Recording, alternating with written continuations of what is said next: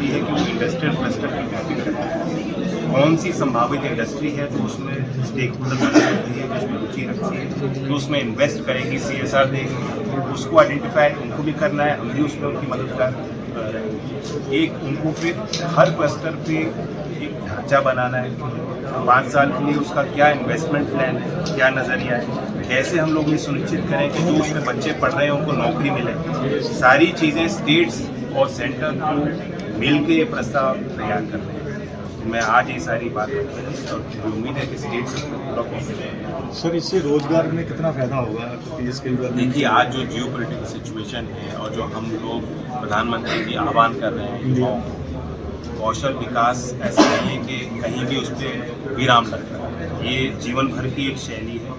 आप शिक्षा की व्यवस्था से जुड़े हैं, स्कूल में जुड़े हैं, तभी से आपको उसमें सोचना है। उद्यमिता के जो संभावना आपके लिए, एंटरप्रेन्योरशिप की, आप नौकरी लेना चाहते हैं या नौकरी देने की भी स्थिति में कभी आ सके, उन चीज़ों पे, संभावनाओं पे बच्चों को विचार करना है। उसके बाद बच्चा पॉलिटेक्निक जाता है, ITI जाता है, यूनिवर्सिटी में जाता है, डिप्लोमा करता है, डिग्री करता है।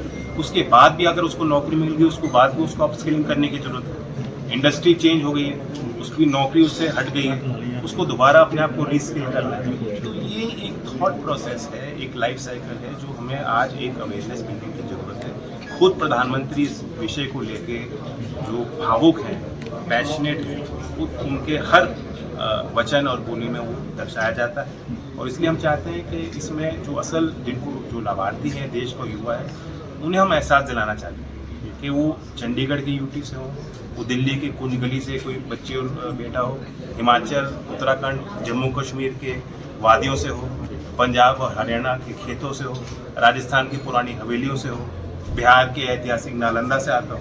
पूरे उत्तर भारत का एक समावेश है, आज यहाँ उपस्थित है चंडीगढ़ की धरती पे। और हम ये मैसेज देते हैं कि हमारी राजनीति अलग हो सकती है, देश के युवाओं के लिए। राजनीति की बात करें, मैं बताना चाहता हूँ, जो नवाचार, इस नवाचार की हम बात कर रहे थे कि अलग अलग प्रयास हुए।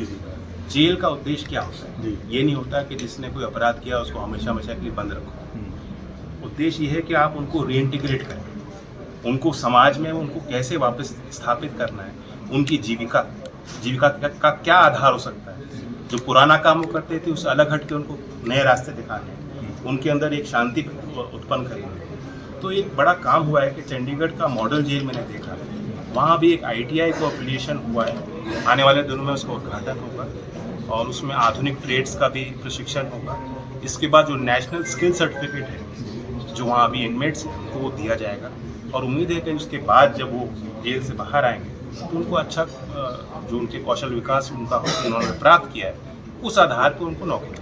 राजनीति बात कर लें तो राहुल, मैं समझता हूँ कि होम मिनिस्ट्री को इसे अडॉप्ट करना चाहिए, राज्यों को अडॉप्ट करना चाहिए, पूरे देश में इसको हम स्केल पे ले जाना है। राहुल गांधी और तेजस्वी यादव यात्रा कर रहे हैं बिहार में, और वही एलिगेशन लगा रहे हैं कि बीजेपी वोट चोरी कर रही है। मैं तो पहले पूछना चाहता हूँ कि कौन से 6 साल के बच्चे ने जिसकी वोट बनी हो, कान में जाके फूका, जो नारा वो पार्लियामेंट में ले रहे थे विपक्ष की। तो बहुत चीज़ें इसमें बनावटी हैं, चुनाव तक सीमित हैं। चुनाव का नतीजा खुल जाएगा, इनके बोली पर ताला लग जाएगा। और सवाल ये है कि DM के नेताओं से मैं कहना चाहता हूँ, क्या वो देश का बंटवारा करना चाहते हैं? अपने आप को देश के दूसरे कोनों में जो राज्यों में हमारे बच्चे हैं उनसे बेहतर महसूस मानते हैं, भाषा को ही देश का आधार मानते हैं। भारत की सभ्यता, भारत की एकता, भारत की अखंडता, भारत की नागरिकता, भारत के नागरिक की देशभक्ति, उसे कुछ नहीं मानते, उसे तहस नहस करना चाहते हैं। बिहार में जाके बिहारियों का अपमान करते हैं। जवाब उनको देना चाहिए। सर, एक मेरा राजनीतिक